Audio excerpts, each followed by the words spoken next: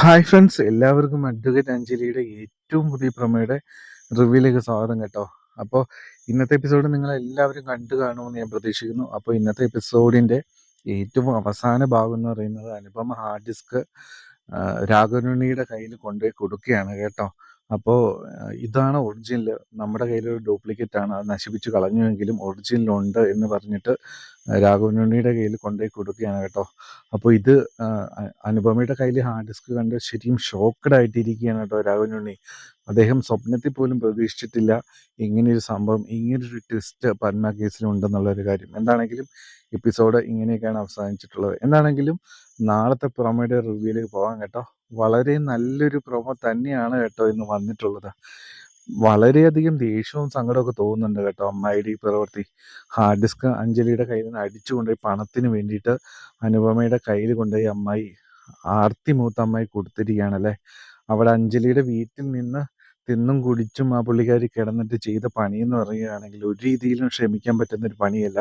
മനസാക്ഷിയുള്ളവർ ചെയ്യുന്നൊരു പണിയൊന്നും ഒരിക്കലും പറയാനും പറ്റില്ല.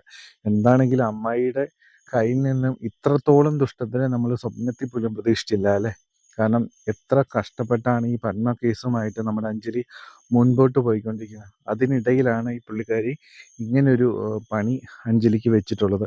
എന്താണെങ്കിലും നാളത്തെ പ്രൊമോയിൽ ആദ്യം കാട്ടുന്ന സീൻ എന്ന് പറയുന്നത് രാഘവനുണ്ണി ആലോചിക്കുകയാണ്. അപ്പോൾ ഒറിജിനൽ ഹാർഡ് ഡിസ്ക് തൻ്റെ കയ്യിൽ കിട്ടിയിരിക്കുന്നു, അനുപമ കൊണ്ടുവന്ന് തന്നിരിക്കുന്നു. വീണ്ടും അനുപമ നല്ലൊരു മരുമകളായിട്ട്, തൻ്റെ പൊന്നോമന മരുമകളായിട്ട് രാഘവനുണ്ണി വീണ്ടും അംഗീകരിക്കുകയാണ് കേട്ടോ. കാരണം വെച്ചാൽ പത്മ കേസിൽ ഏറ്റവും വലിയ തുമ്പായ ഹാർഡ് ഡിസ്കിൻ്റെ ഒറിജിനൽ അനുപമ എത്തിച്ച് തന്നിരിക്കുകയാണ്. എന്താണെങ്കിലും രാഘവനുണ്ണി ചിന്തിക്കുകയാണ്, ഹാർഡ് ഡിസ്ക് ഒറിജിനൽ കിട്ടി, പക്ഷേ ഈ പത്മ എവിടെയാണ് പോയിരിക്കുന്നത്, അതിനെപ്പറ്റി ഇങ്ങനെ ആലോചിച്ചുകൊണ്ട് രാഘവനുണ്ണി നിൽക്കുകയാണ് കേട്ടോ. അപ്പോൾ അത് കഴിഞ്ഞിട്ടുള്ള സീൻ എന്ന് പറയുന്നത് ജാഫർ നമ്മുടെ അഞ്ജലിക്കുട്ടിയെ കാണുകയാണ് കേട്ടോ. അഞ്ജലിയോട് പറയുകയാണ്, പത്മയെ പല CCTV ദൃശ്യങ്ങളും കാണാൻ പറ്റുന്നുണ്ട്, പക്ഷേ ഒരു പ്രത്യേക പോയിന്റിൽ എത്തുമ്പോൾ നമ്മുടെ കയ്യിൽ നിന്ന് അവൾ മിസ്സായി പോവുകയാണ് അഞ്ജലി വക്കീലെ എന്ന് പറയുകയാണ് കേട്ടോ.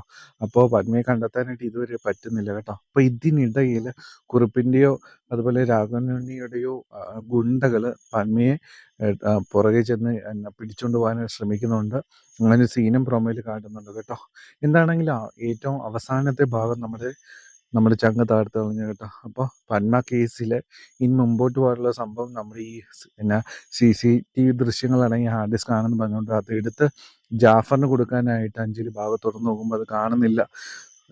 ചങ്ക് പൊട്ടിപ്പോകും കേട്ടോ നമ്മുടെ അഞ്ജലിയുടേത്. നമുക്കും അത് കാണുമ്പോൾ വളരെയധികം വിഷമം തോന്നി. അമ്മായിയോട് തീരാത്തത്രയും കലിപ്പും ദേഷ്യമൊക്കെ തോന്നി കേട്ടോ.